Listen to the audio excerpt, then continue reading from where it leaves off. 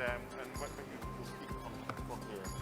So, If I can't speak here, if you're happy to speak from here, I am, as long as I can see it. which would you rather? Do you want to see?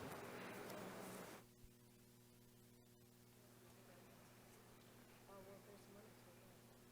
I know.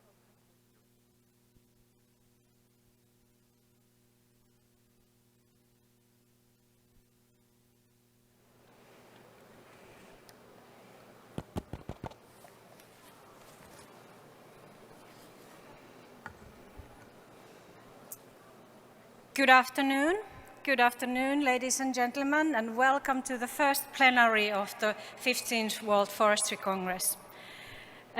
Your Royal Highness, Excellencies, colleagues, friends, you have enjoyed today the grandiose opening of the Congress with the very high-level speakers. And we also have just launched the FAO's State of the World Forest 2020. The title of this session is The UN Decade on Ecosystem Restoration, 8 more years to heal the planet. Why this title? Well, because we are now in the second year of the UN Decade on Ecosystem Restoration. We have 8 years to go until 2030. And we want to build a real movement within the next 8 years we have left. And why do we want to talk about this topic? Well, land degradation that covers also forest degradation has affected over almost 2 billion hectares, and it has also affected more than 3 billion people. So it is an issue in this planet. And such degradation is unfortunately intensifying, and it has impact on climate change, and the climate change has impact heavily on the degradation. So no doubt we need to find the solutions, and we need to scale them up. And we need to do that ASAP. There's no time to lose. So here we are today to discuss specifically the restoration of forests and landscapes. So in this session we have 2 panels. And they are moderated by a renowned journalist whom many of you know already, and James, who is here behind me already. James, I would like to introduce to you James Astil. James is from The Economist. James is currently the chief of the Washington Bureau of The Economist, and he has previously left the South Asia Bureau. He has very international background. He has covered politics, but also natural resources matters basically around the world. And he's really an award-winning journalist. For example, he has won the Gresham Prize for writing on the environment. So James, over to you. Thank you so very much, Tina. Yes, very pleased to meet you all, ladies and gentlemen, and welcome to this double-headed session. As Tina said, I'm the Washington Bureau Chief of The Economist, also a former environment editor of The Economist, and I've been working on forests in some capacity or other at The Economist and outside The Economist for a dozen years now. And nothing in my journalistic career has been as fulfilling and also at the same time as terrifying as this work on forests. It's fulfilling because of quite how important forests are, something that I know you all need no lesson on. Their importance is measured in so many manifold ways: for biodiversity, for regulating the climate, for providing millions of livelihoods in some of the poorest countries, and so we could go on. And this work is at the same time terrifying because we are not winning our battle to protect forests. We're losing them at an extraordinarily rapid rate, despite the decades in which we have been talking of arresting that forest loss. Over those dozen years that I've been working on forests, we have lost well over 100 million hectares of forest land. We know that cannot continue, but can we stop it? can we make our commitments to avert deforestation meaningful?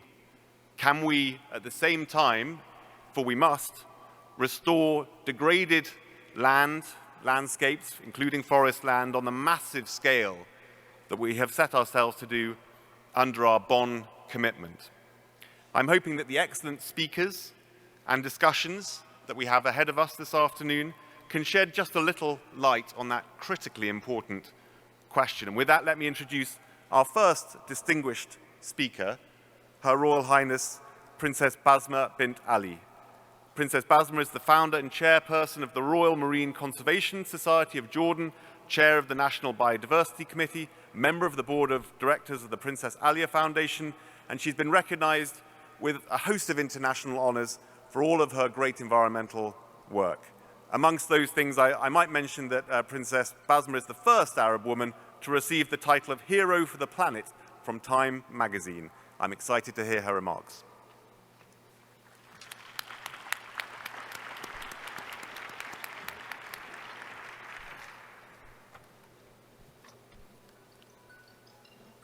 Can we have the, yeah.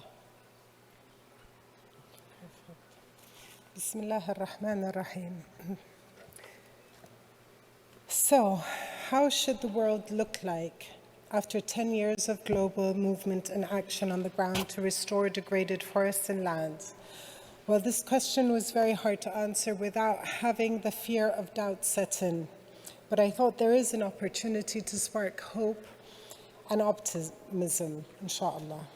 Can we go to the next slide? So I thought, well, really it's all about the unity of diversity. It's not just about the trees, and this is something I really want to push forward.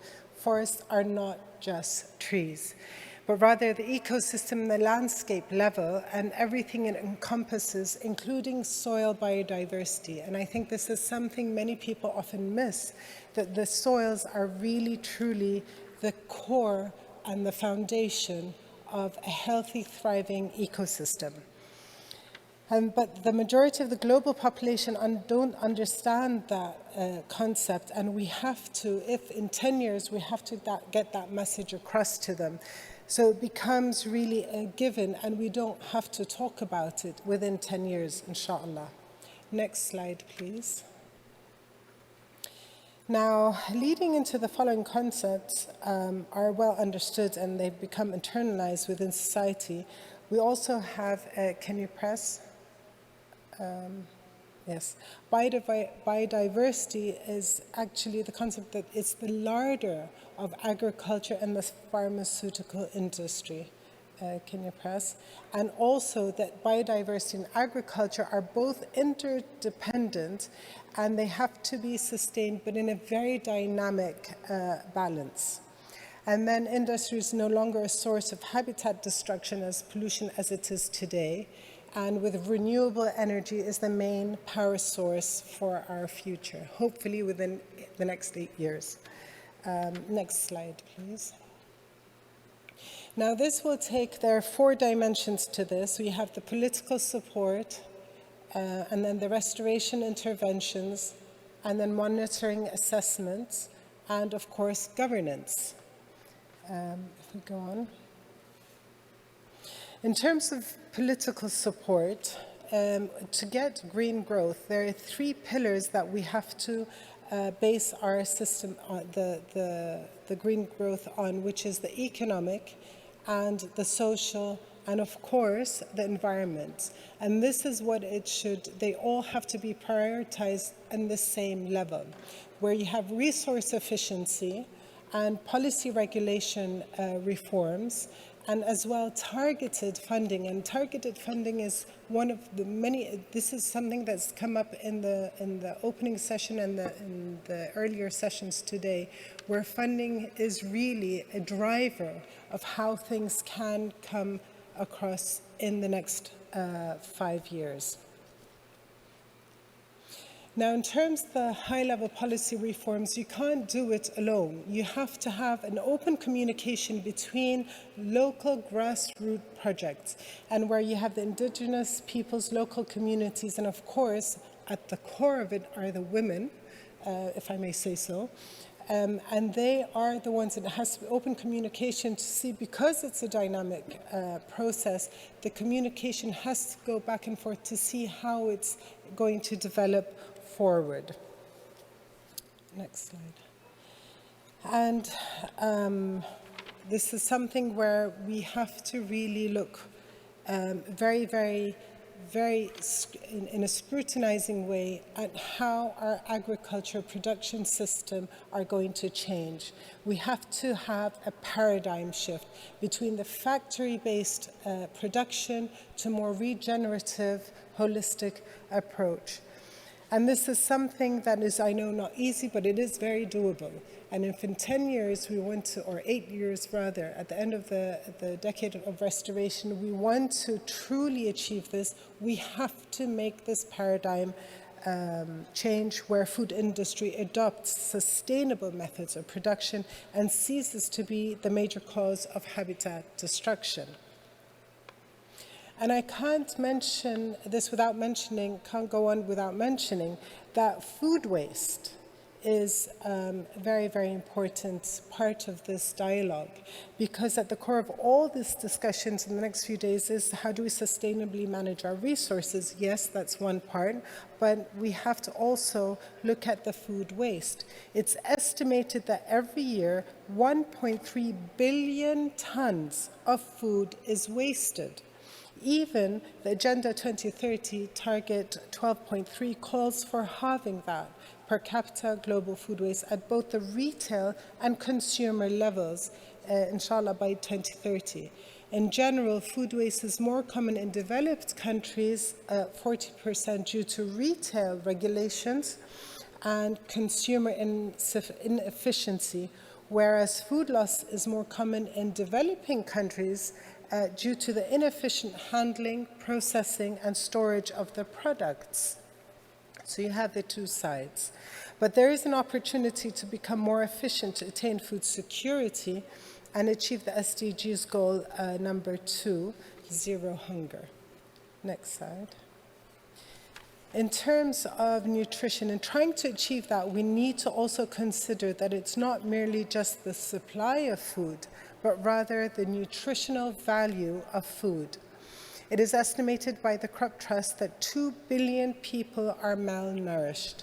The issue is not just limited to the access to food, but also the nutritional quality, as I said earlier, of the produce.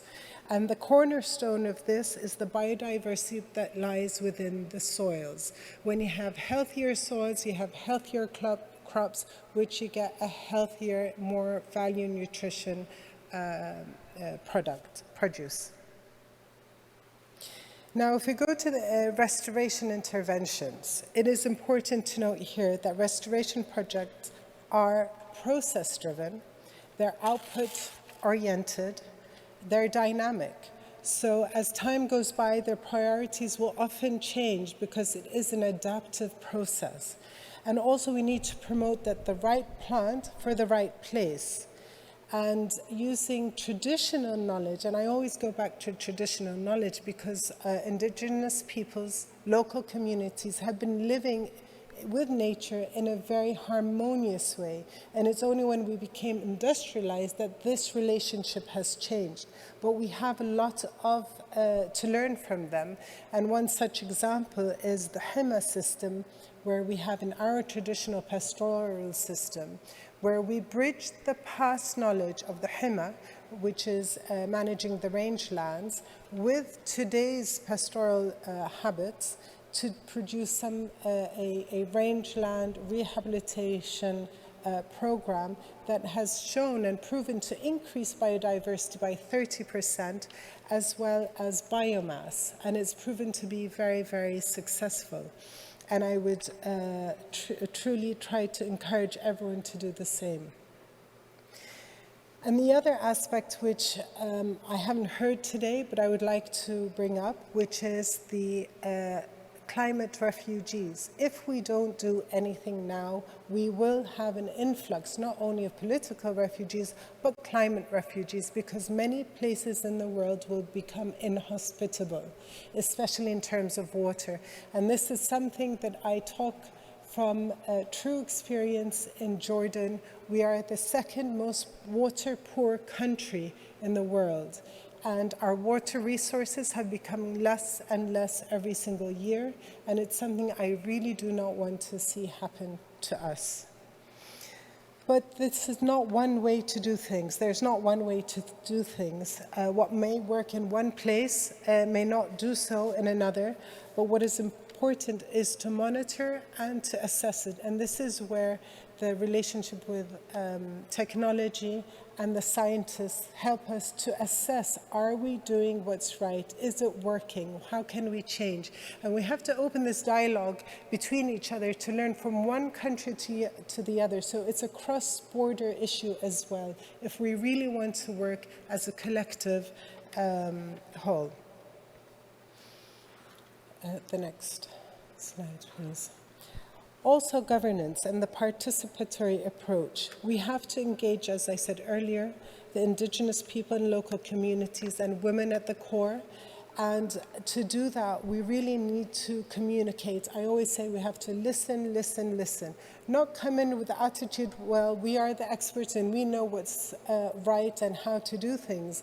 Very often, they know what works best. They know, they have that, the ancestral experience, and they know these ecosystems. I would like to share with you a small story of, there's this one Bedouin, very, very reputable person in Jordan who, by just holding the soil and touching it and feeling it, he knows how he can get me from the north of Jordan to the south of Jordan without running into a rainstorm if there was one, just by the temperature and the humidity in the soil. So that is something that no technology can match with that experience. We have to bridge the two together to forge forward for the future. Going back to the original point of the presentation about the future, how would it look like? So here I'm sharing this map. It's from the World Resource Institute, and it shows us a world of opportunity. We have many opportunities to reforest, but I would like to take your attention to, if you look at Brazil, and where all the red dots, where the recent tropical deforestation happened here. This may look alarming at maps, but the reason I chose this is because sometimes it can be deceiving. We have to be very, very critical of how we read the data we receive. We need ground truthing. We need to scrutinize the information data coming in so as not to manipulate it to our own agendas. And from here, I would like to introduce to you a project that is happening in Brazil by the Black Jaguar Foundation. And it's the longest biodiversity corridor in the very same areas where you saw the deforested areas. And this, I thought to use it because it can show us what is possible, what can be in the next 10 years or 8 years. It's around 262 million tons of carbon will be captured in a 2,600 kilometer long biodiversity corridor, which is 40 kilometers wide and over 10 million hectares. And it's $17.1 billion, it's estimated, will be saved in costs for the planet, and 38,000 jobs will be created in restoration economy just for that, and 2.7 billion will be generated in revenue for farming. But instead of me talking about it, I would like to share with you a video that they've produced that can better illustrate how innovative approach they have taken. So if we can put that up now, thank you.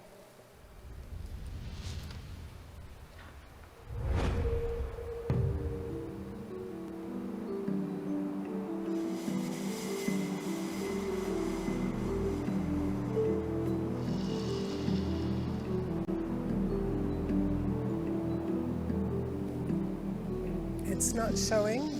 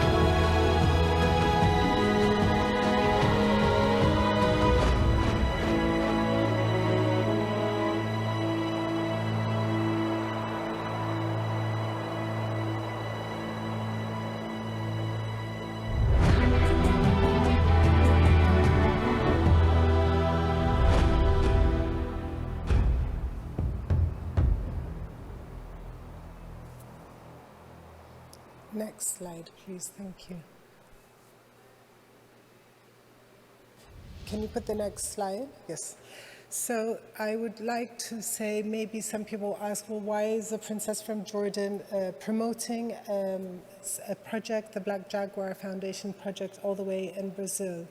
The answer to that would be because I'm a citizen of the globe. We are all in this together. What happens in one area of the earth will affect another area. And as we have seen with the pandemic, this is very, very clear. We have to all work together as one hand and support each other, learn from each other, and hopefully give the gift of our children a bright future. So thank you very much. I hope you enjoyed it.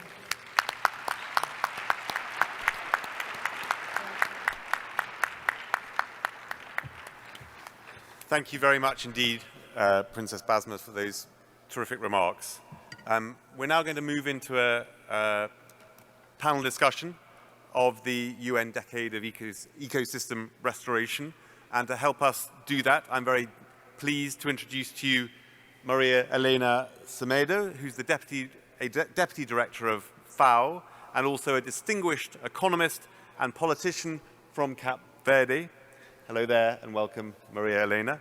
And to her left, Luc Nakacha, equally eminent, expert in sustainable development, environmental policy, and scientist from Benin, where he was also a government minister. And Luc is the chair of the Science Task Force of the UN Decade on Ecosystem Restoration. Welcome, Luc. Maria Elena, just to sort of give us a broader sense of context and understanding, what is the UN Decade about? What is its potential and what has been achieved thus far?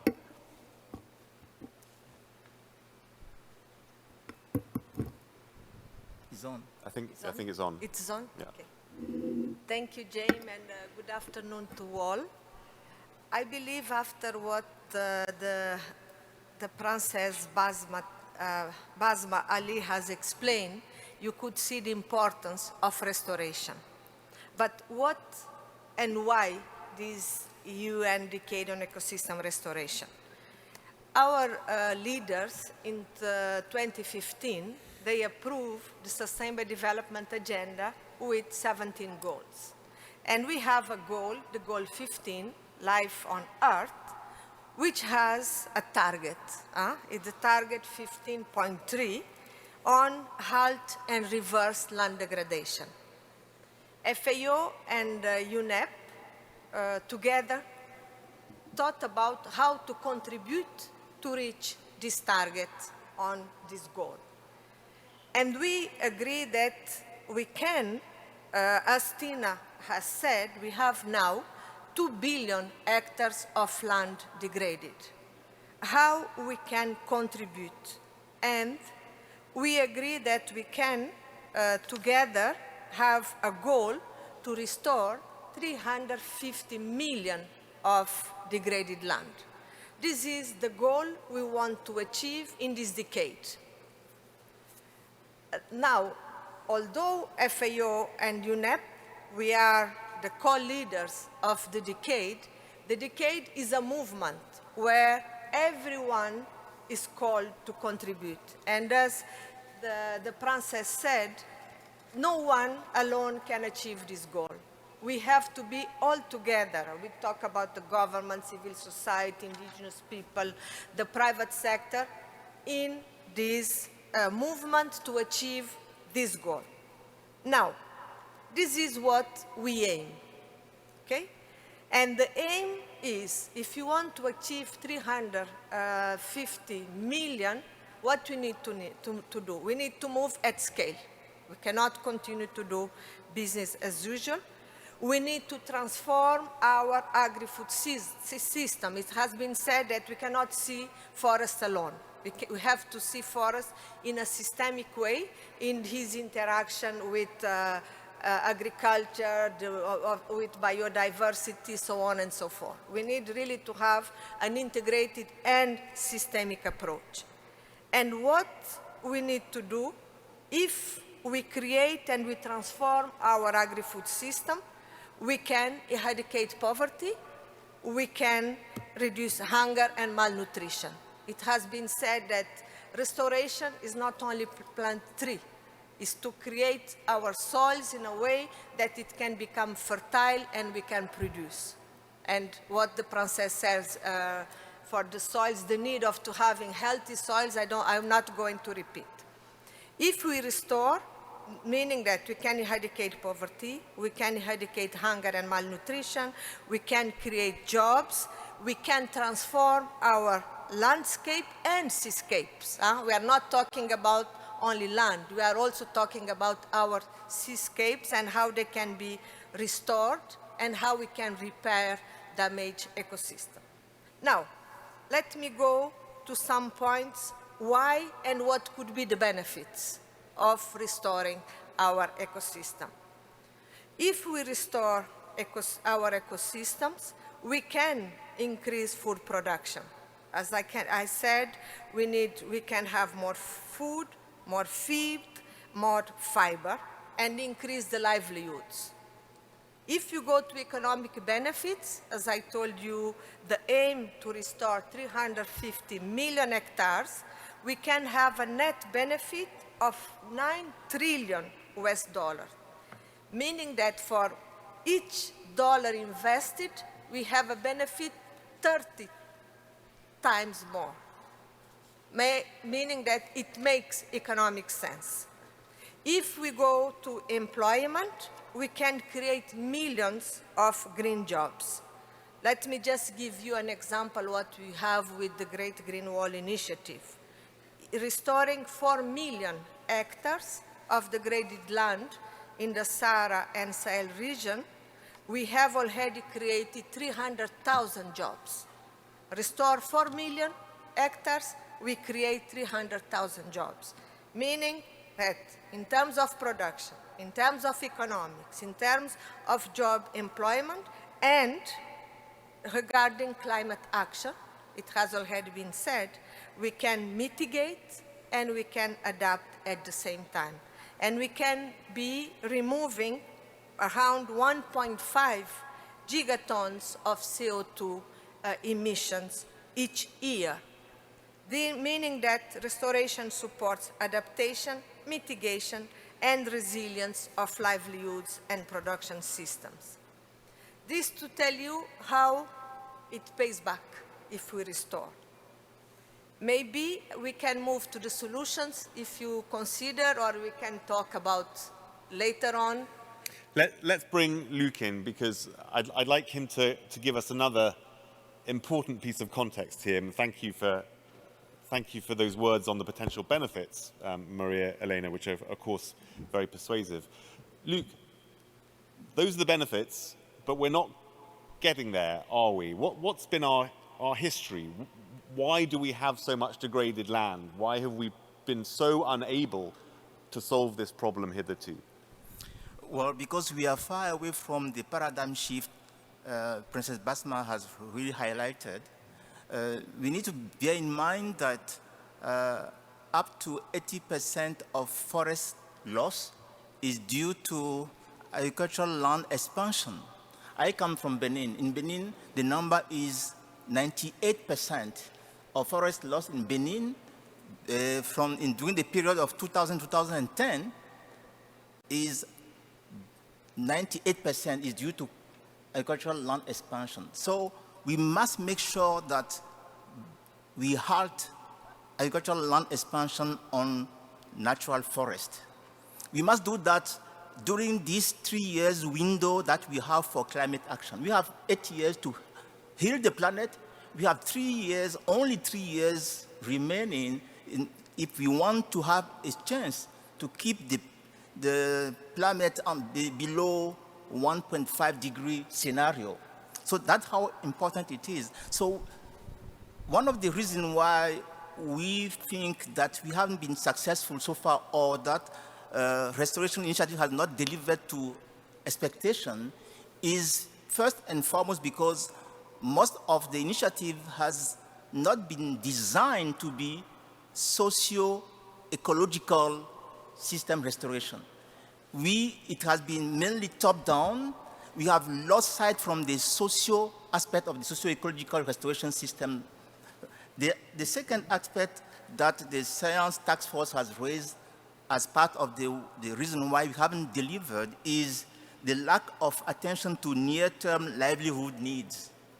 If you want to restore and you do not make sure that restoration investment also delivers low-hanging fruit for local communities, you are not counting them in, actually. You are discounting them. And we have also given limited attention to trade-off. So restoration is not a silver bullet. It is a human endeavor. So there are trade-offs, and we must consider how we transform trade-offs into synergies, or at least we mitigate them. That's another aspect. And we have had limited engagement of planners and decision makers at the onset of it. So it has been like project, and that is why we highlighted that the main challenge of the UN decade is to mainstream ecosystem restoration into broader global and national sustainable development agenda. Unless it is there, we will still meet in 6 years for the next Forest Congress and still be saying the same thing. And the science has been poor into, we have actually done a poor job in putting science into it. And what do we mean by science here? We mean by science the very relevant, locally relevant knowledge. I mean knowledge including traditional knowledge that is relevant for the understanding of why degradation is ongoing and what can be done to reverse it. Sometimes you have discounted traditional knowledge, while if we want to really succeed into restoration that will deliver not only economic and social results, but also benefit, cultural benefits, even spiritual benefits, we must consider we must consider local knowledge and wisdom. And there's a scarcity of institutions that are focused on sustaining restoration effort over the long period. Restoration takes time to deliver. It takes time. And we lack institutions that will be working on it and ensuring that the benefits are sustained and the effort are sustained. And lastly is, we have 6 reasons what we have actually came up with during our work in the Science Task Force. Development projects to improve agriculture, enhance water resources, or exploit timber or mineral has often lacked awareness of ecosystem benefit, and they ended up degraded. Thank you very much, Luke. So there we have it, ladies and gentlemen. Princess Basma and Maria Elena have both given us, I think, some sense of the enormity of the potential benefits that we will get from ecosystem restoration. Luke has described for us why we have failed. And so often the failure has been based upon not dealing with the people who are closest to the ground, the closest to both the degradation and the potential restoration. Maria Elena, perhaps you could tell us a little bit more about what FAO is concretely doing to address that historic failure. What is the UN decade all about? What's the process? What are the mechanisms for progress? Yes.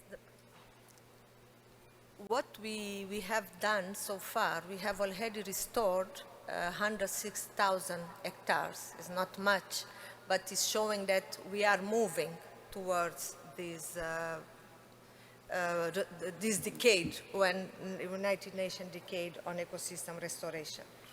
FAO and UNEP as the lead, we advocate and we show to the leaders, to the communities, how important is to restore land and how it pays back.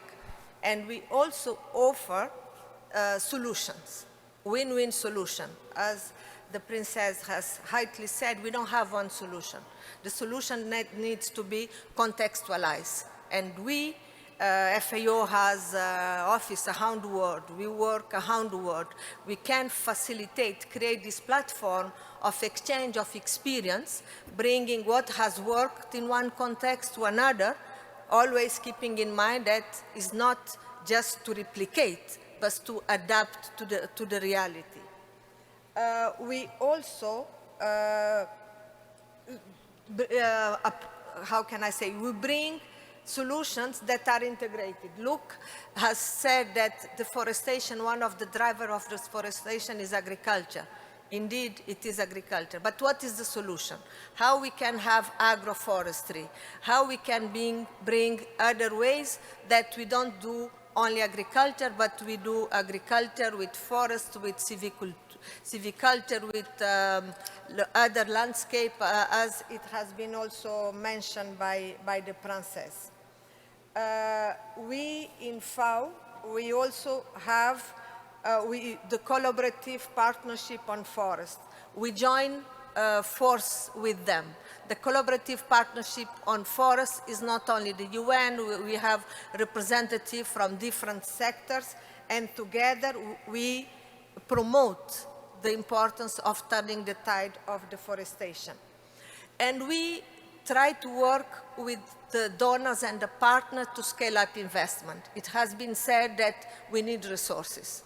Through the Global Environment Facility, Jeff, you have already financed some projects. Through the Green Climate Fund.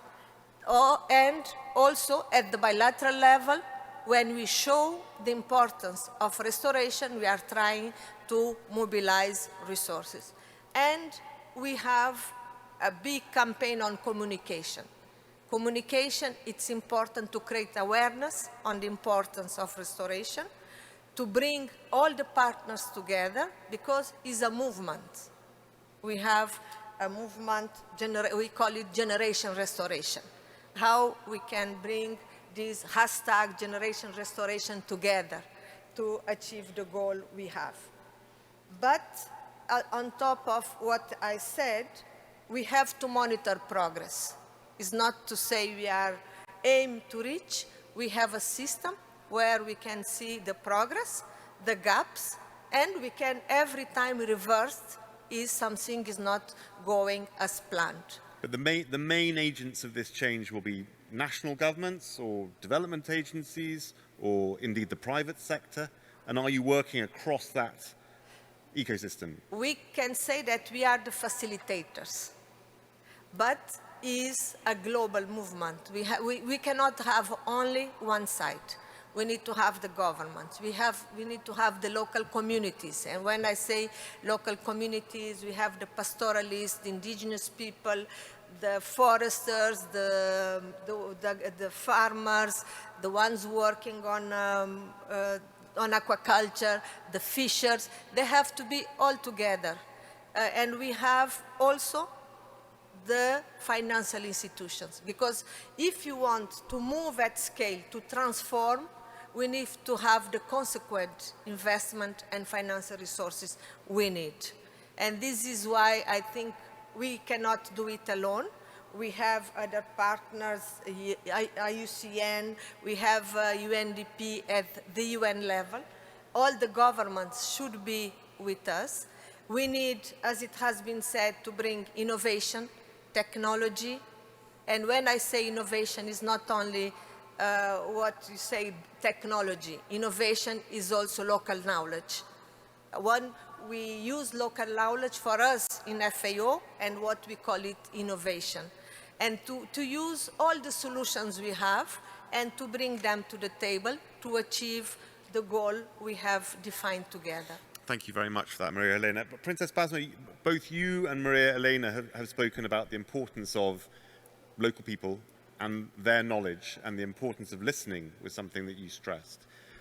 How, can you just give us a few more thoughts on how you communicate with these local communities? And what do they know and what don't they know? How can you improve their knowledge? And what are the sort of means to reach out to them, if you like? Thank you. Well, first off, they know much more than we do in the environments that they're living in. And what we can do is to use their experience, but we can also give them food sovereignty. And this is something I'm very passionate about, because as more westernization and industrial development happened, we have lost our food sovereignty. Most of these local communities in the past were able to subsist within the local environment they're in, most notably in forests. And they've lost that in their illusion, or our illusion of trying to modernize. We've lost that sense. So this is something we need to go back to. And I keep on saying we have to listen, listen, listen, because very often we don't know what they're experiencing. We don't have that experience. They know it much more. So we come in with our fancy schmancy, sorry to say this, solutions, and assuming that we know what they're going through, whereas they can better tell us. And this is something I speak out of experience. When I established the Royal Botanic Garden in Jordan, we had a plot of land which is given to the government, and it used to be used as a rangeland for the local communities who they grazed their sheep over there. And we wanted to fence it off and close it up to see the soiled seed bank when it comes, because we're all about native species in the Botanic Garden. And we gave them supplementary fodder for the biomass that they lost as grazing areas. And we developed the CBRR, which is the Community-Based Rangeland Rehabilitation or now Restoration Program. And it's from that study, we learned so much from them that just by, not as you mentioned, not fancy technology, but just by a proper management of the herd, biomass was increased, diversity of the plant cover increased by 30%.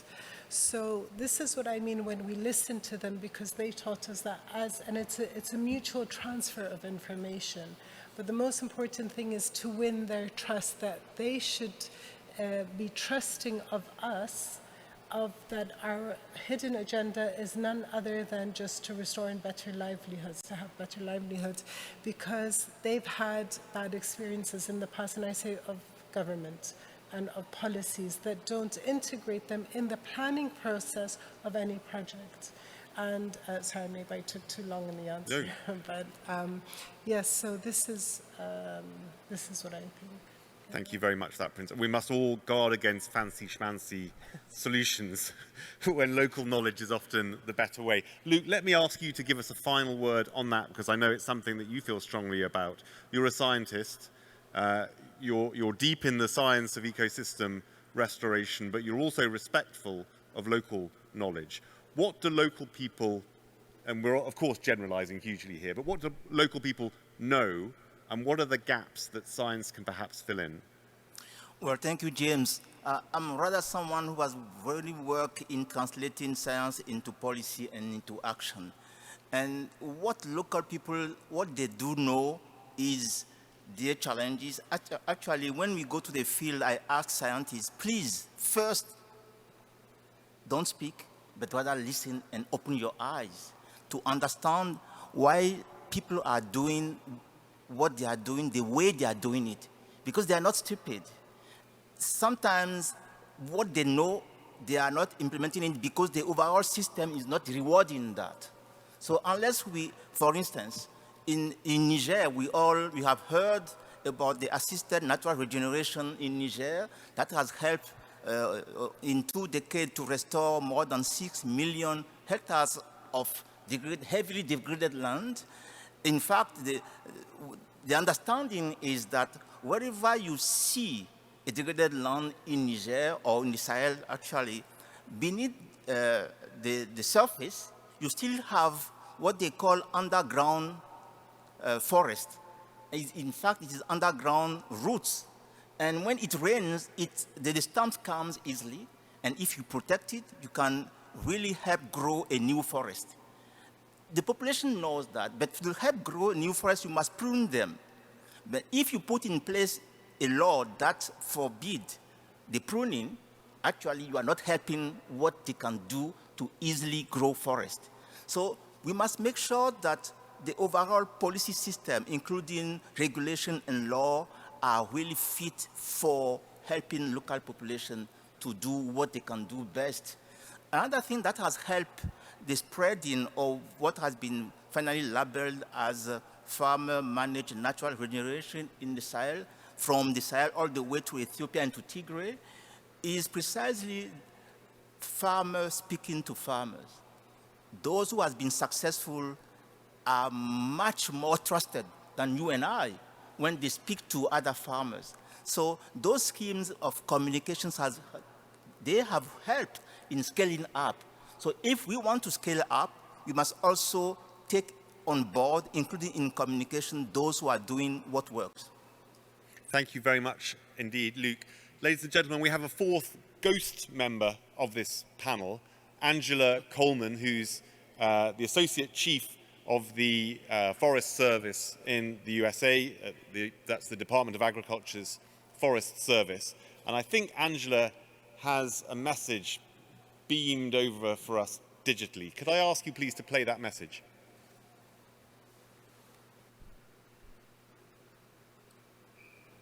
Hello.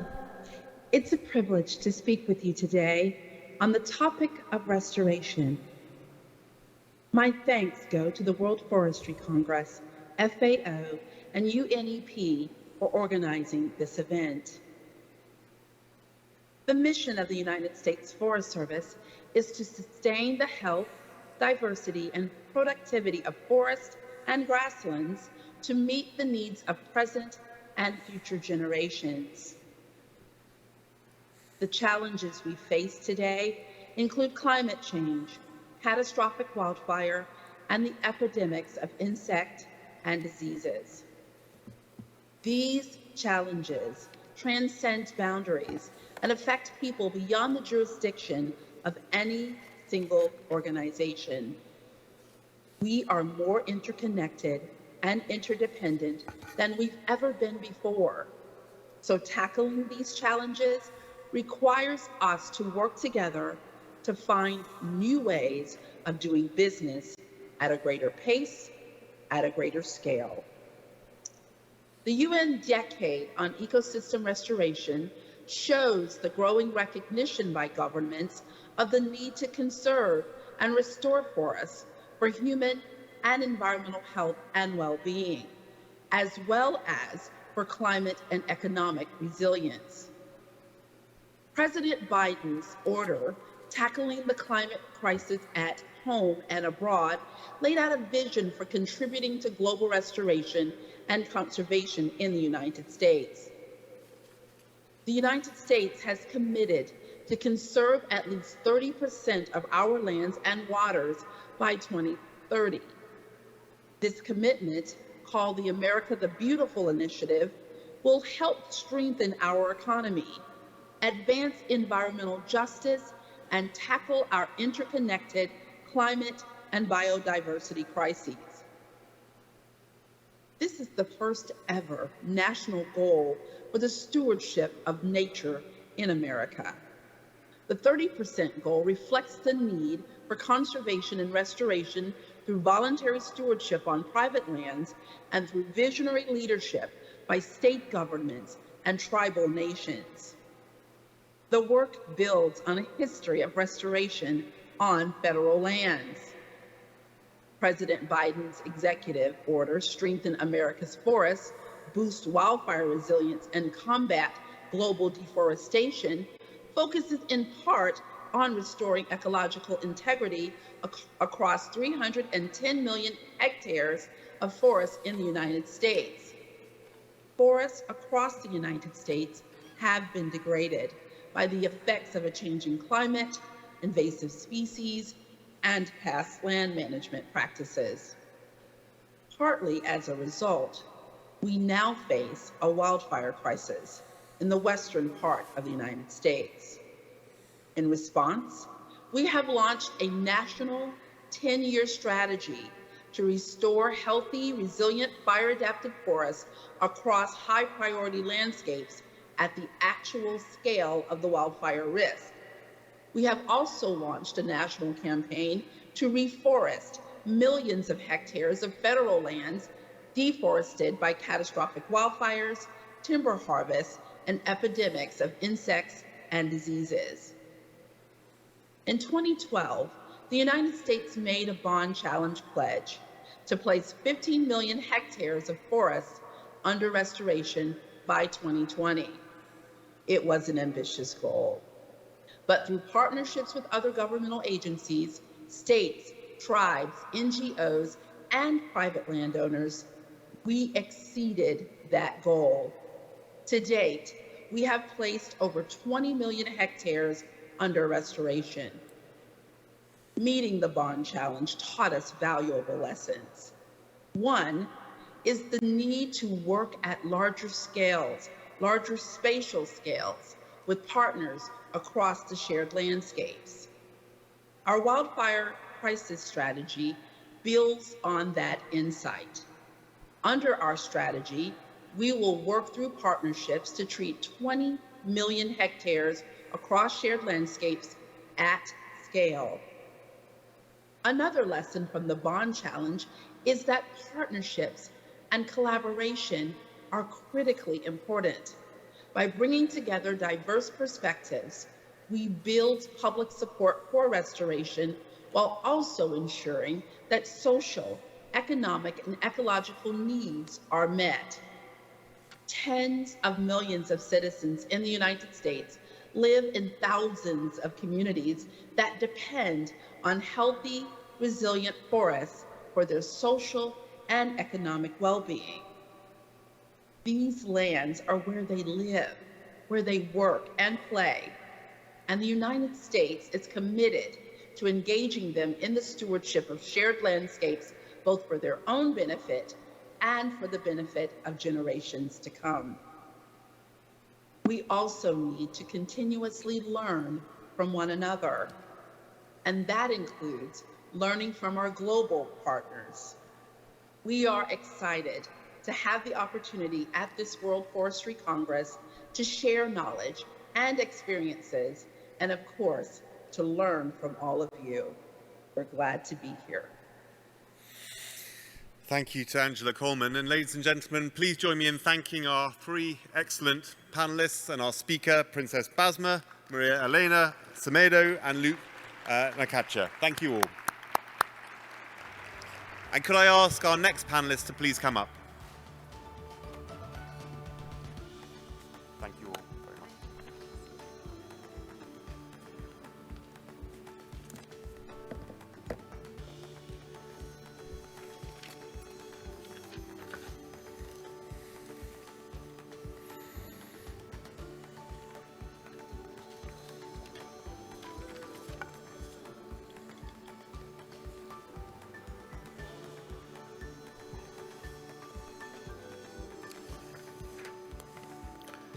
Okay, we're running a little late, so let's try to keep things moving. We're entering into a second phase of consideration of the same theme, the same problem, the same action.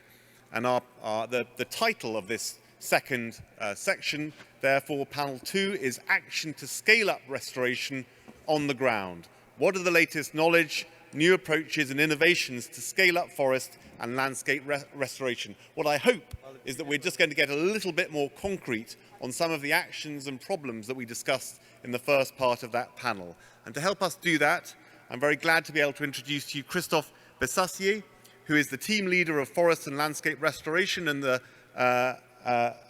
lead of the UN Decade Best Practice Task Force at FAO. To his left, Remy D'Annunzio, who is the REDD+ National Forest Monitoring Coordinator for Africa at FAO. And to the left of Remy, Ugratna Shrivastava, who's the lead of the Youth Task Force, Ugratna, at the UN Decade on Ecosystem Restoration, and the Youth Constituency Focal Point to UNEP. And to the left of Ugratna, we have Gabrielle Labate, who's the head of climate mitigation of the Climate Mitigation Unit and REDD+ Global Team Leader at UNEP. Very, very glad to have them address these questions for us. But before they do so, we have another ghost member of our panel, and that's Adriana Vidal, who is unable to be with us, but is here digitally. Adriana is the chair of the Global Partnership on Forest and Landscape Restoration and a senior forest policy officer at IUCN. If we could have Adriana's message now, please.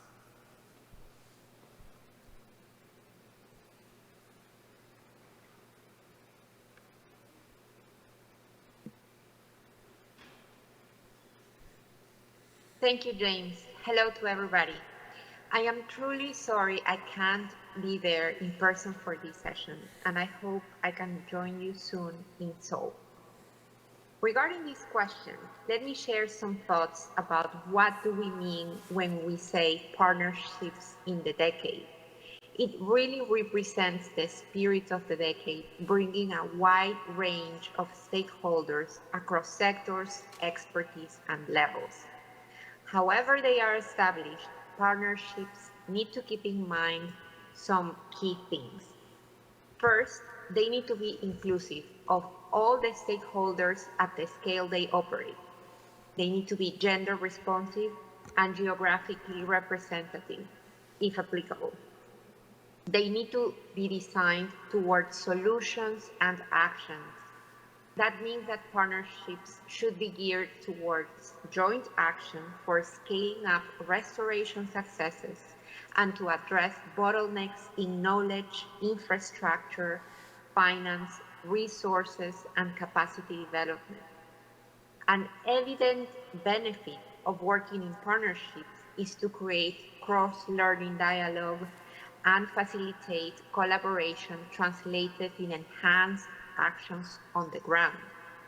For instance, the Global Partnership on Forest and Landscape Restoration, or GPFLR, which was created in 2003, and now with 35 members, such as international organizations, global reaching institutions, and national governments, aim to catalyze dynamic, voluntary action by sharing diverse experiences on restoration efforts that deliver tangible benefits to both local communities and nature through a landscape approach. Together, many of the members of the GPFLR have been operating in the last years to provide all the expertise and resources to support a global restoration movement, rallying towards the achievement of the Bond Challenge, which is a global goal of bringing under restoration 350 million hectares by 2030. The Bond Challenge, by the way, is a key pillar for the rising and adoption of the decade on ecosystem restoration. One key thing that we learned is that creating a partnership, platform, or other sort of network is not the end goal. The end goal are the results that these partnerships are going to obtain. Partnerships need to bring systemic change and disrupt the status quo for the better. It all starts with a vision that needs to be followed through with action plans to be implemented systematically and in the long term. I would like to share the example of a partnership called the Atlantic Forest Restoration Pact, or PACTO, created to restore a key ecoregion in Brazil. Launched in 2009, PACTO mobilized over 250 partners with the goal of restoring 15 million hectares by 2050. The success of this partnership lies in several of the things that I mentioned before, which is having a common vision and goals that responds to the local context and motivations, the inclusiveness and organization of all of the stakeholders that have a role to play towards restoration, from landowners, students, local entrepreneurs, companies, investors, and the government. Also, the creation of knowledge and evidence that fundamentally supported decisions in terms of prioritization of restoration activities, and the efforts to build an adequate policy environment that incentivizes large-scale restoration. PACTO reported areas under restoration over 1 million hectares, or 1 million hectares under restoration a couple of years ago, which speaks volumes of the efforts done by many partners throughout the years. If you are interested in learning more from PACTO, you are more than welcome. There is a lot of literature behind it, but I think it's a great example of what partnerships can achieve. And I hope that this gives you a glimpse of what can be achieved and motivate you to connect and collaborate with others at any scale of work that you operate in. Thank you. Thank you, Adriana. For sure, partnerships across all of the many stakeholders involved in this effort are essential. But Christoph, I'm still struggling here. The ambition is so enormous. The past progress has been so dispiriting. If we really have 8 years to heal the planet, what do we know about the shortfall in both knowledge and capacity today? Thank you, James. One of the key barriers identified to achieve the vision of the UN Decade on ecosystem restoration is insufficient technical knowledge and the lack of capacity to effectively design, implement, and monitor restoration at scale. It is why to address this barrier, that a UN Decade task force on best practices has been established in 2020. And last year, this task force implemented a capacity need assessment to identify major knowledge gaps through stakeholder groups that are engaged in several initiatives. Restoration initiatives. Those stakeholder groups all mention the following key knowledge gaps. I will not present all the results of this report. It is available online on the UN Decade website. But I will just mention 4 or 5 knowledge gaps identified in the context of this capacity need assessment. First, all stakeholder groups are mentioning the lack of intersectoral dialogue and the lack of capacity and coordination between stakeholders, both at national and landscape scale. They are highlighting as well the fact that there is a lack of capacity in terms of resource mobilization, both from the public and the private sector, and particularly for the financing instruments such as the Green Climate Fund, Adaptation Fund, or even the Green Environment Facility. Several stakeholder groups mention the lack of capacity in terms of development of policies, strategies, or national action plans to support large-scale restoration program at national level. And few of them are as well mentioning the lack of capacity in terms of development of bankable restoration businesses based on sustainable value chains. Finally, the academic and finance group of stakeholders highlighted the fact that there is still a lack of knowledge on cost and benefits of ecosystem restoration that is key to mobilize investors. So we need to improve this.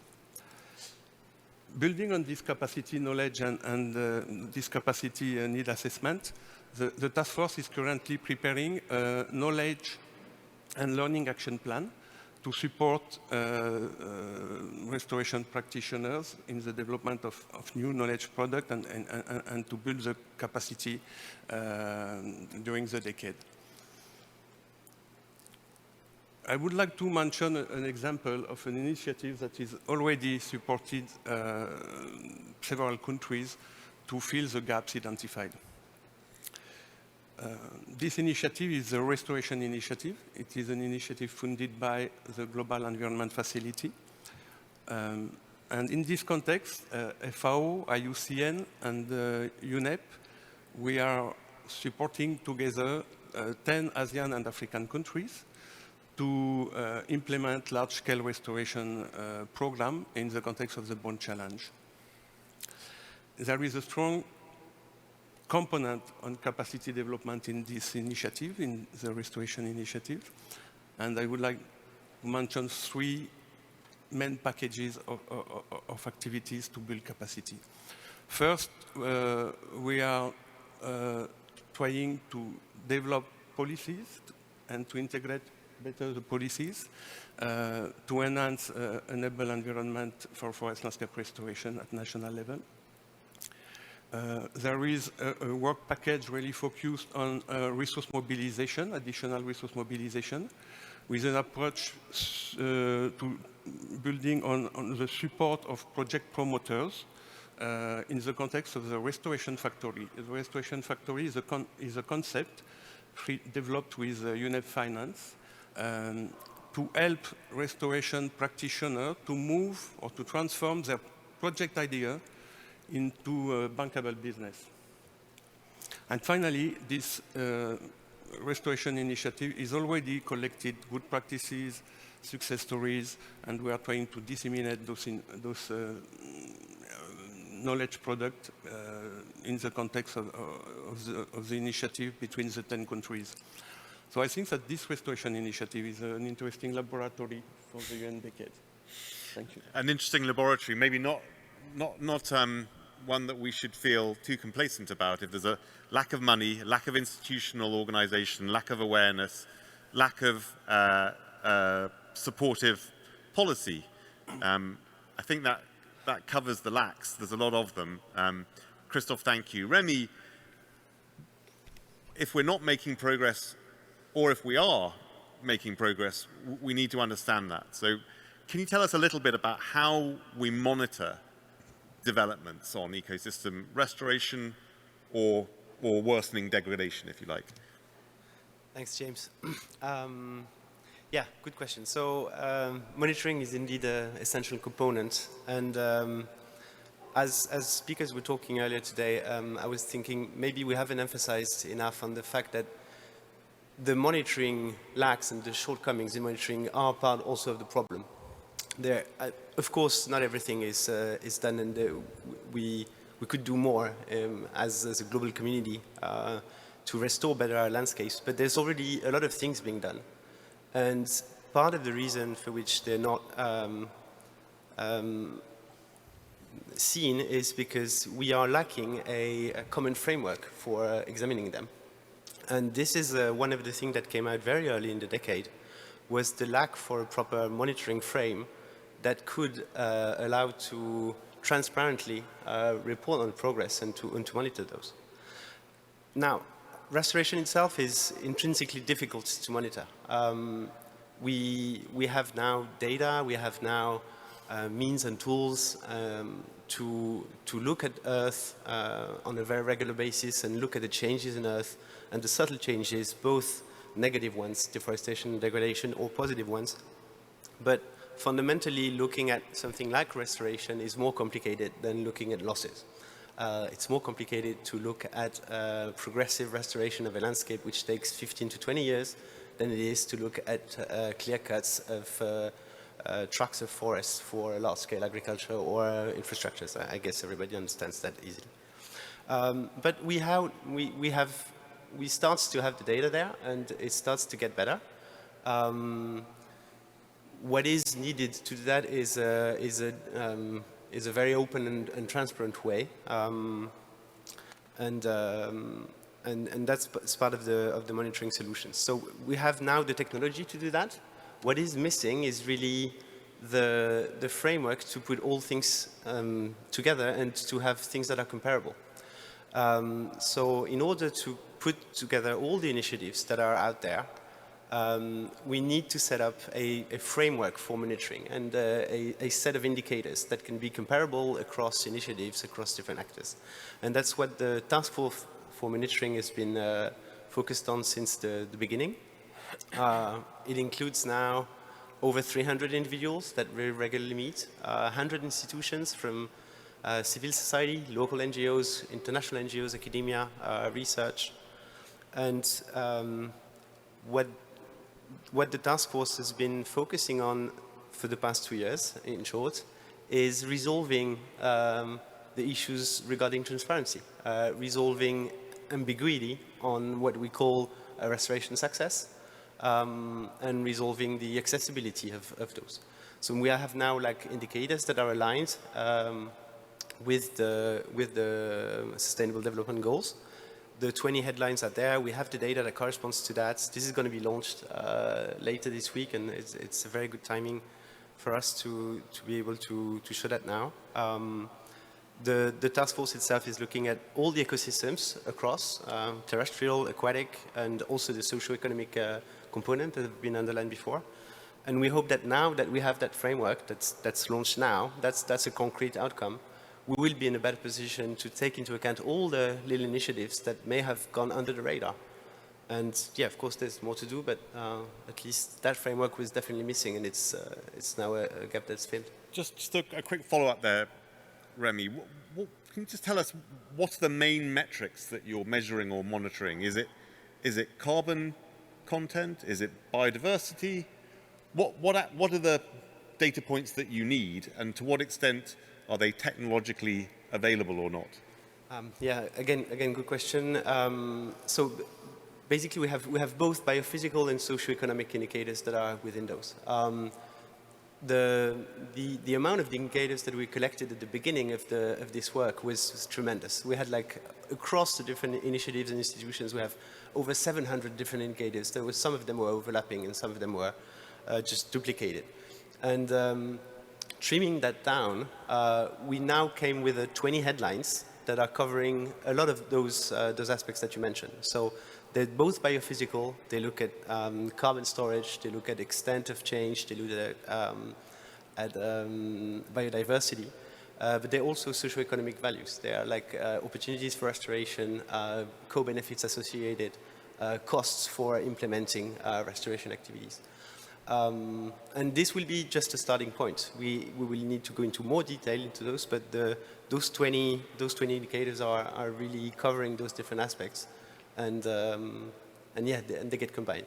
The data that comes with them get more and more available, but there's certainly work to be done, especially on aquatic and marine ecosystems, for instance, where it's still very much lacking. But it's good progress being done, so I think we should also be somehow a little positive about those good progress that's being made.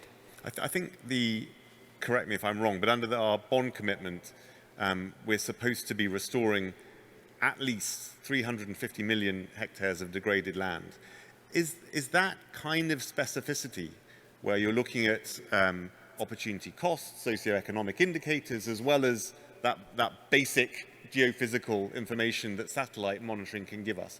Is it feasible to monitor with such complication and such specificity if our ambition is so enormous as it should be?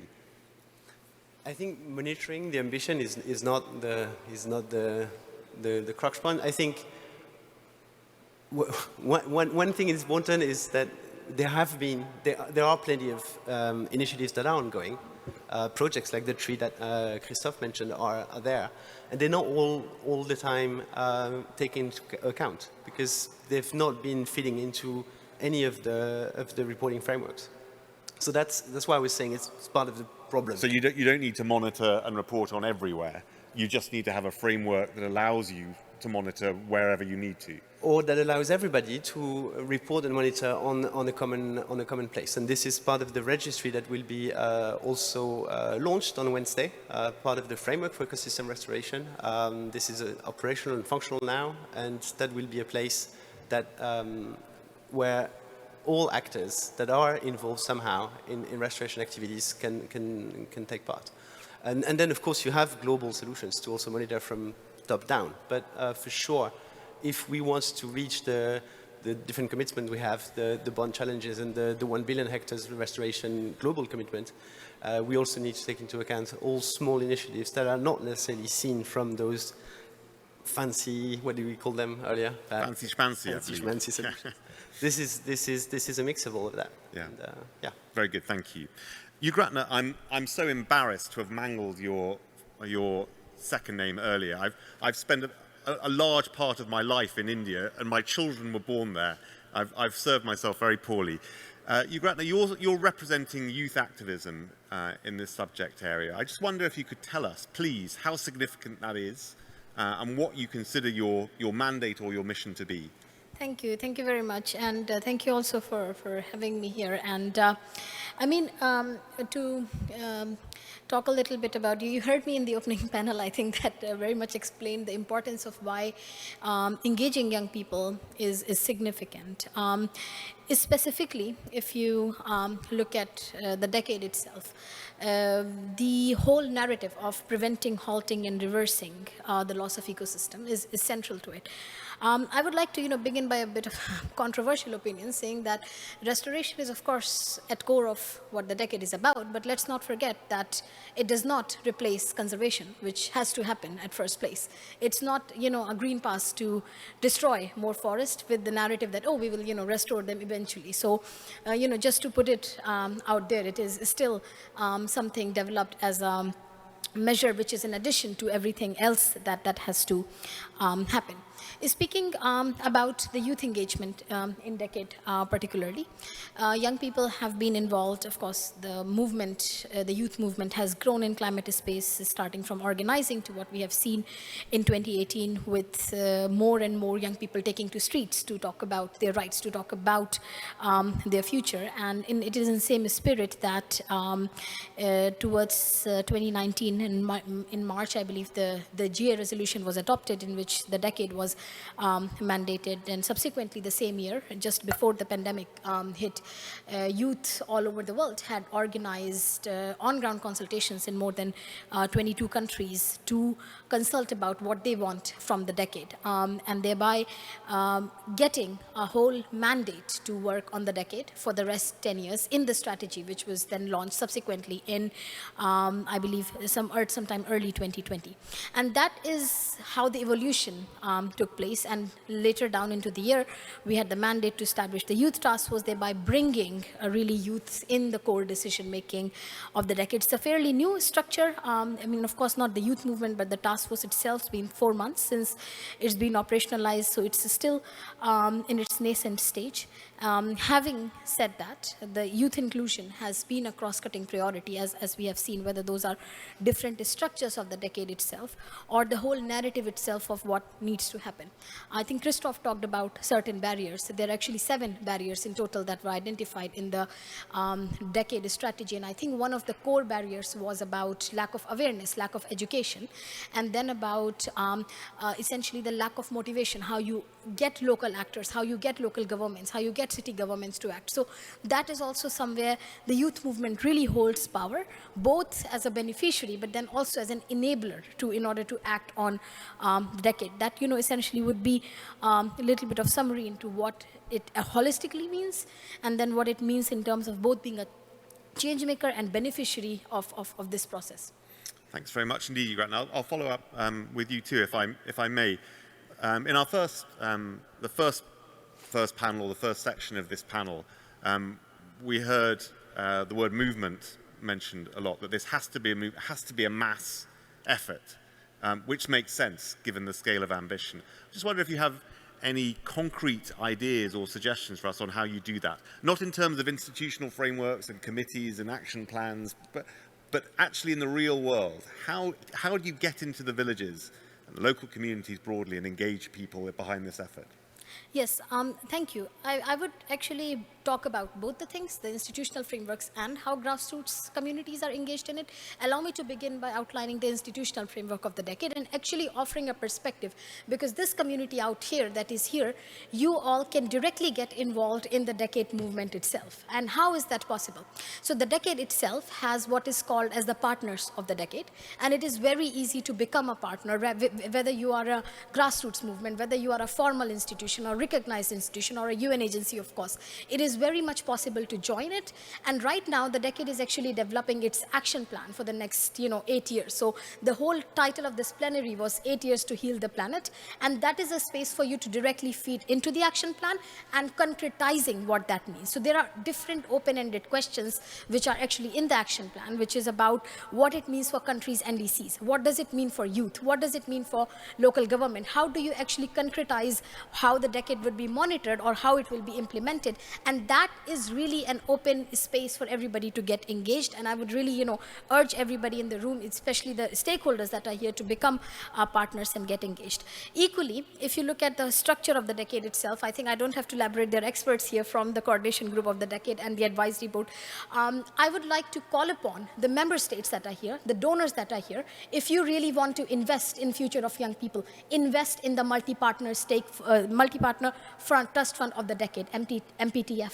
It is a trust fund established to help implementation of the decade, but also maintain the team that is implementing the decade, and also thereby indirectly supporting the youth. And it is extremely crucial that countries, that donors step up to contribute to this multi-partner trust fund that has to be replenished, and we cannot have another fund in the UN system existing where it is not replenished. Coming to your final sort of question, which you actually asked, was about how do you consult with the grassroots. So this comes down to the identity of what the major groups are. So you heard in the morning from IFSA, which actually is a major group model for the forestry process. Where we are coming from is more on the environment processes. And we essentially follow a universal membership. That means youth organizations, whether they are grassroots movement, whether they are informal groups, directly have participation rights to get involved in our processes and have a decision-making role, have voting rights and other participation rights, and thereby facilitating really a universal space of collaboration. Now, of course, do I go down in villages? Sometimes, yes. My organization, Plan for the Planet, is based in over 50, 60 countries, and we have, country chapters where young people are really working with the school children. But then equally, we have to make sure that we do not put the blame on the consumers. It is not up to the youth to go and, educate 100 schools. It is up to the governments. They are the ones that have to make the policy changes. And with them doing it, it is much more faster, much more efficient, rather than, putting the burden on the young people or putting the burden on just the community-based organization. It is the problem that has been created historically, and people that have to fix it, they know what needs to be done.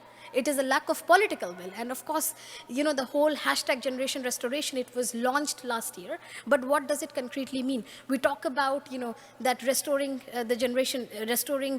ecosystems would prevent, I believe, up to 30% of biodiversity loss already. It can already give you the 2030 mitigation targets. All of that is excellent. But we need it to be implemented. We need it to be concretized in the targets of the countries. And it has to be done. And it has to be done now. We don't want to convene in the next Forestry Congress and talk about 2 more years to heal the planet. Probably won't even have those 2 years. So really, putting down that urgency. Thank you. Thank you very much indeed for that, Ugratna. Gabrielle, the climate is the overarching context for all of these discussions, but I wonder if you could be a little bit more specific for us in terms of the climate context of this restoration effort, but also the degree to which REDD+ or other tools to try to monetize climate finance behind landscape preservation, averted deforestation and degradation, and perhaps even restoration. What's the potential there for harnessing that 10-year-old, largely unsuccessful, although still very promising effort behind this initiative? Thanks, James.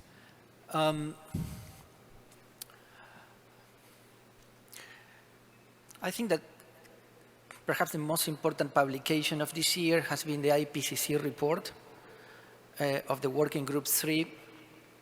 It's a heavy reading. I think that the follow chapter, it's 185 pages. But there is a lot of data there.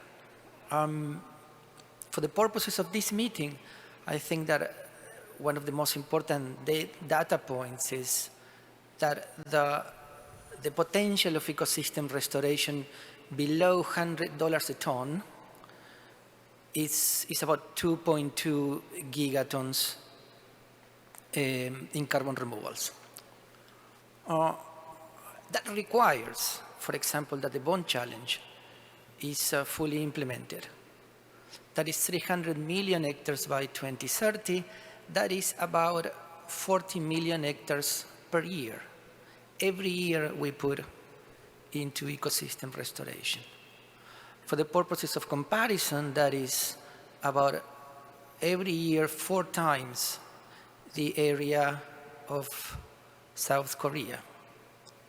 Every year between now and 2030. We're close that goal per year. And there are different opinions about why that's not the case, but I think that one of them is that we will find a business case to do ecosystem restoration for perhaps a few dozen million hectares. It is another thing to find the business case to put 350 million hectares in restoration by 2030. That's the difference between funding a couple of wind farms here and there and having the UK running on renewable energy for a full day, something that was achieved last year. There are several angles, I think, James, to tackle the problem of how we can monetize that. From where I come from, I would choose the one of ecosystem restoration has a number of benefits, social and ecological benefits. One of them, it is that it is the nature, actually. It is the only solution for the time being, for the next 10 to 15 years, to do carbon removals at scale. And I would say cheaply as well. Carbon capture and storage is something in its infancy. We will get nowhere near what we need in the next 10 to 15 years. You want to do carbon removals at scale, nature is the only game in town. The problem we have, as I said, is that, what is the business case to do that? And if you approach the problem from a mitigation angle, and if we take a look at lessons from other sectors, renewable energy, ecosystem restoration is lacking two things. And that's, one is a price that makes it attractive to invest in ecosystem restoration. And the second is certainty about demand for these carbon removals. Have a look at the energy sector, and these are two conditions that dominate the transition we see today. Again, it is an attractive price, or at least a price that will assure a positive return. And the second is certainty that you will be able to sell this product, in this case, renewable energy somewhere.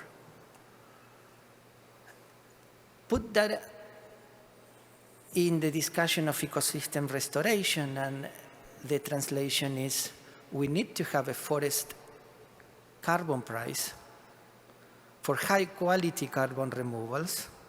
I'm not talking about hot air, but high-quality carbon removals that makes attractive ecosystem restoration. And the other thing is we need to give certainty that there will be buyers for these carbon removals.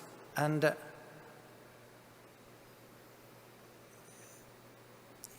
if you talk about high-quality carbon, James, like something that could be compared to what you see in Europe in terms of the cost of the allowance, one wonders the cost for a bit less than half of the emissions in the EU. The cost of producing that emission, it was about $60 to $80 a ton. That is what it cost. Forest carbon at this moment is between 5 and 10. So until we bridge that difference, it's difficult to see how we make, at least from the mitigation angle, a solid business case for ecosystem restoration at scale. And that $5 or $10 a ton is what you will get on voluntary markets trading forest carbon credits? That is what you could get in the voluntary markets. That is, if you have the means to report and monitor, what you could also get from donors. When you say, Gabrielle, that there's a business case for restoring effectively a tiny minority of the enormous area that we talk of restoring, are you referring to the local economic rationale, or are you talking about the potential for climate finance flows, especially from wealthy countries? It's a combination of both. There are low-hanging fruits, as in any sector, and that could be because there is donor funding plus important contributions from a number of factors. It can also be because you can combine ecosystem restoration with other productive activities that give you a premium. So yeah, you will see that, and that will carry you some way. It's unlikely that it will get you to the 350 million hectares between now and 2030. And so if there is not a business case for restoring the majority, a large majority perhaps of the 350 million hectares that we've pledged to restore, what prospect is there?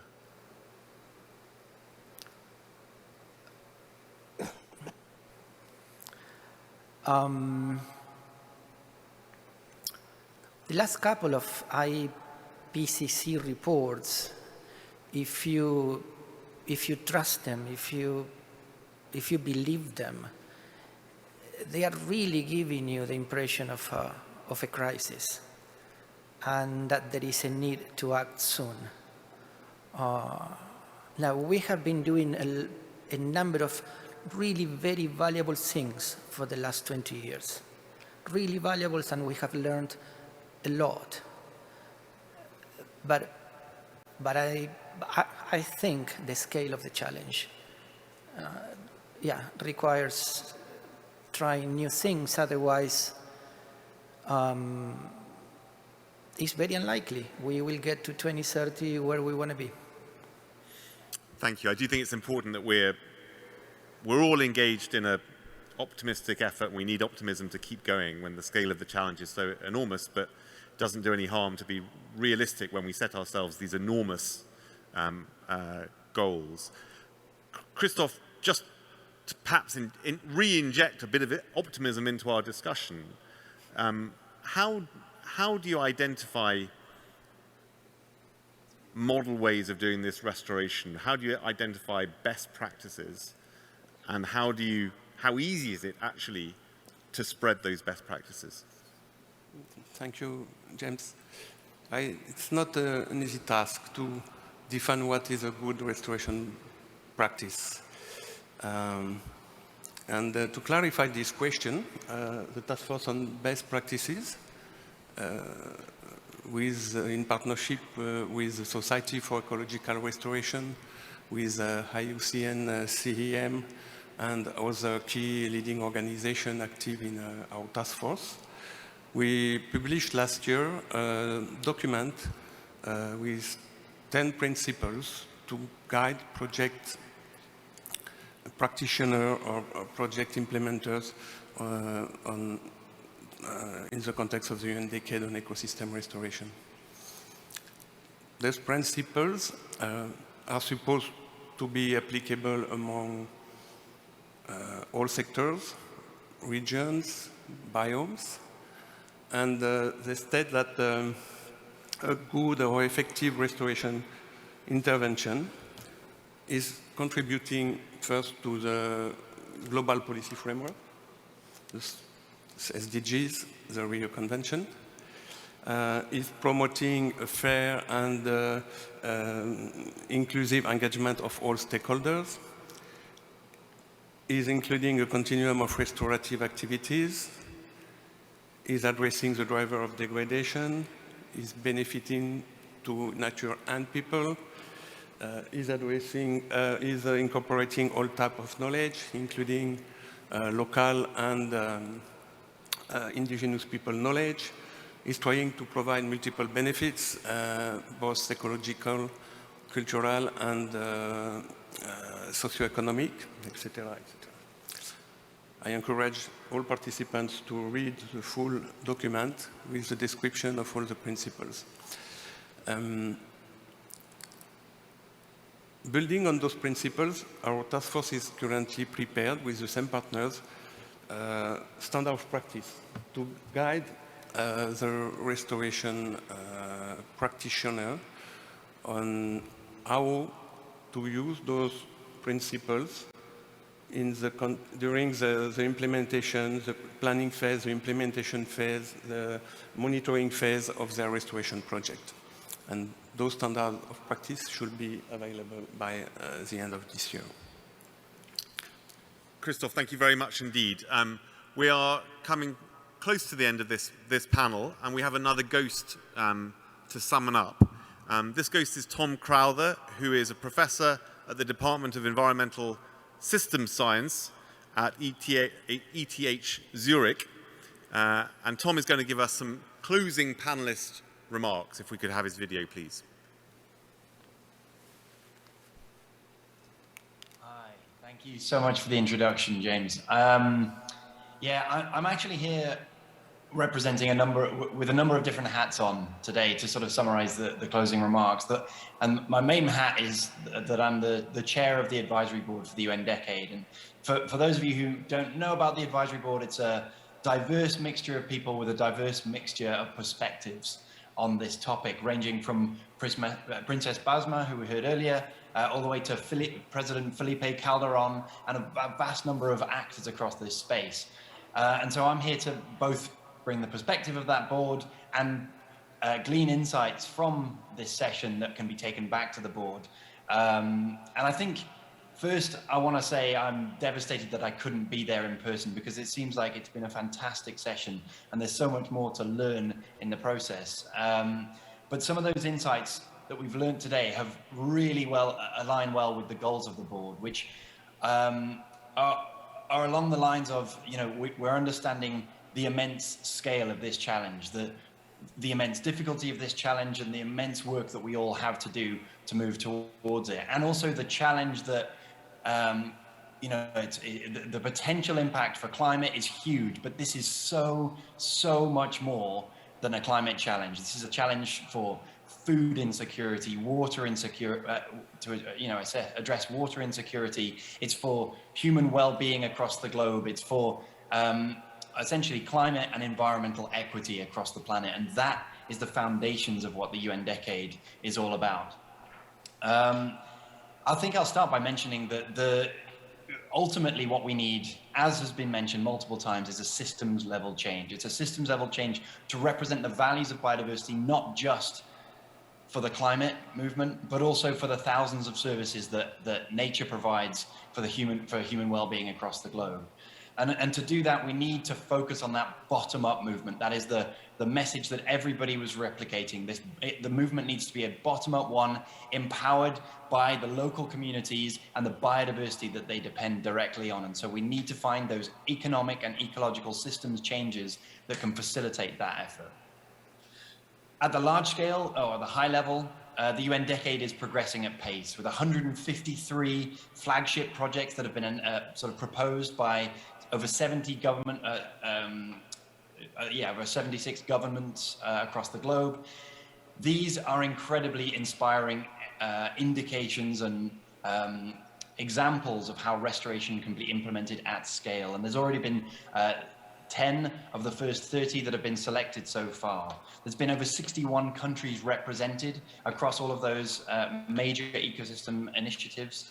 And until now, the Multi-Partner Trust Fund is moving rapidly towards its goal of raising $100 million to mobilize to facilitate this bottom-up restoration movement. I'm here representing the board in my role as a scientist. It was a few years ago we conducted some of the research to show that there is globally this potential, enormous potential of nature, with almost 100 billion hectares of land available for forest regeneration, 0.9 billion hectares that if we could protect those ecosystems in the long run, could capture up to 30% of the excess carbon that's sitting in the atmosphere today. But clearly this is an immense challenge that goes far, far beyond climate.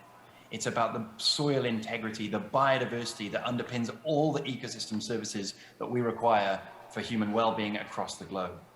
And my other role is representing a key partner for the UN Decade. This partner is working closely with the UN Task Force and the Science Monitoring Task Force and the Science Task Force to sort of bring transparency across the hundreds of thousands of initiatives that are happening across the globe.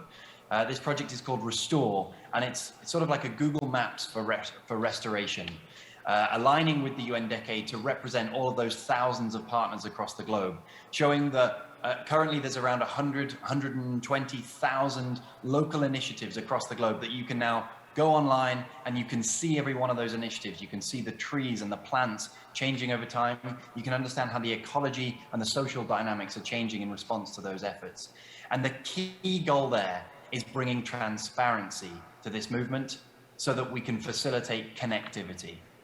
Connections are ultimately what is going to make this movement a sustainable one, bringing together the learnings of experts, the local projects and the local community leaders across the globe, the indigenous leaders, the women, the women-led communities that are bringing back such valuable insights that are necessary for a sustainable future. And by bridging those connections across those thousands of initiatives, we're accelerating the learning process.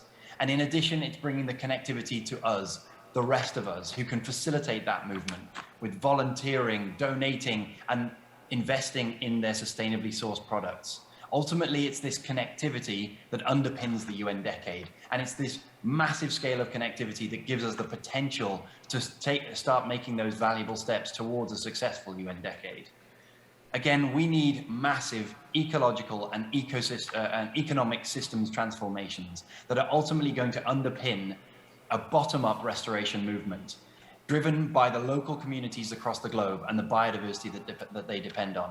Together, we all have to build all of our actions towards this single unified goal. Thanks very much. And thank you, Tom. Well, ladies and gentlemen, that brings this panel to a close. I found it extremely interesting, quite sobering. I think that we've done well to sort of reflect on the enormity of the challenge that we face, and actually the ambition that this UN Decade has to meet that challenge. There's no want of ambition, and there's no want of recognition of the scale of the challenge. The goal of restoring 350 million hectares is almost audacious. On the plus side, I think we've got a clear sense of what progress depends upon. It depends upon involving the whole gamut of institutional actors, government, multilaterals, civil society, and then local people at the heart of it, and listening to local people, learning from local people where they have knowledge of their local environment that those institutions need to take note of. But again, we've heard, I think, some sobering notes on how little progress, frankly, is being made set against the enormity of that challenge, of the ambition that we have. We've certainly heard some inspiring stories of progress. I particularly enjoyed hearing Princess Basma's presentation on the biodiversity corridor, the enormous biodiversity corridor in Brazil. But still, the progress is insufficient so far. The 100 million that we're still looking for to fill that UN Trust Fund is the price of a decent goal-scoring European footballer. And if we can't find that, frankly, we're in trouble. Ladies and gentlemen, please join me in thanking our fantastic panelists here, Christophe, Remy, Ugratna, and Gabrielle. And thank you all.